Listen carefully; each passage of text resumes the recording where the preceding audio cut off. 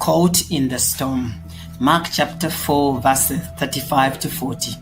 The Sea of Galilee was sometimes called the Lake of Gennesaret or the Sea of Tiberias.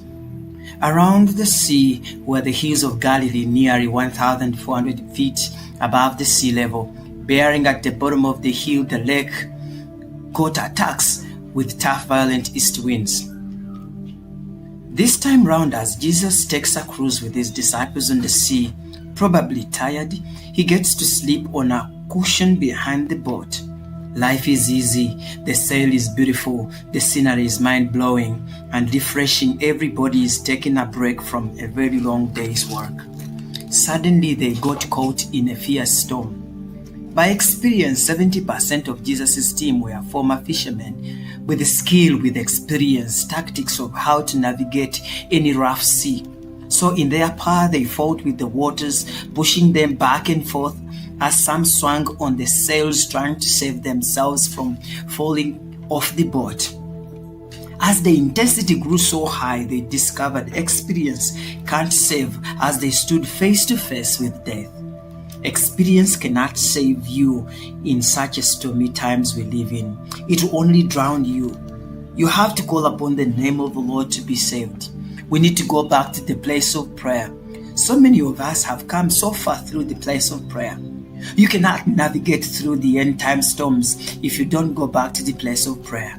Whatever made you who you are, whatever you are what you are, must have a link to prayer. Not all storms come to destroy your life. Some come to test what you are leaning on. Is it your experience, your nice job, your academic credentials, and the list goes on? When the rest of the world is sinking sand, God will be a solid rock on which I stand. Some author alluded to this, that sometimes God sends the storm to show us that is the only shelter. The world's biggest storm recorded ever in history was Typhoon Tip.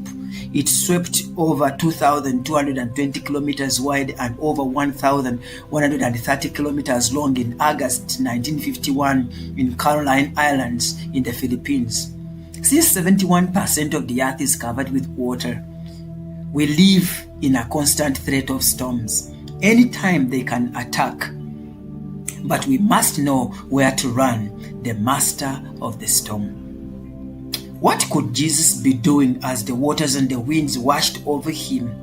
Was he really sleeping? That will be an investigation of another day.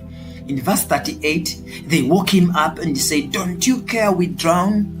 As a student of communication, this was not a polite request, and thus attracts a rebuke in verse 40. Do you still have no faith?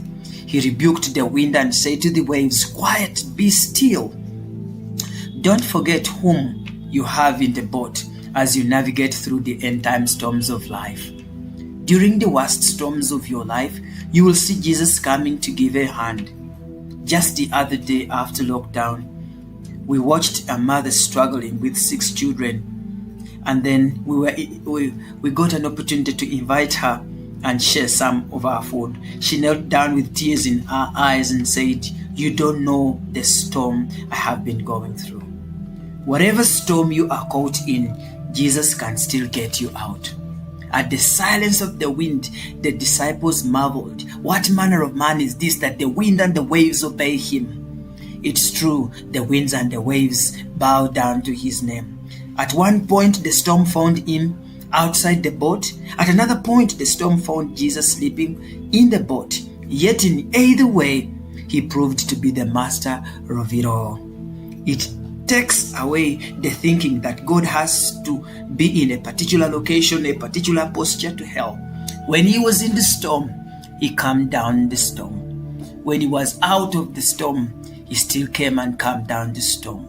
Caught in the storm is what we've been sharing. May God bless you as you navigate through the end time storms of life. And remember, nobody can navigate them without being on your knees in prayer. God bless you. Thank you for listening.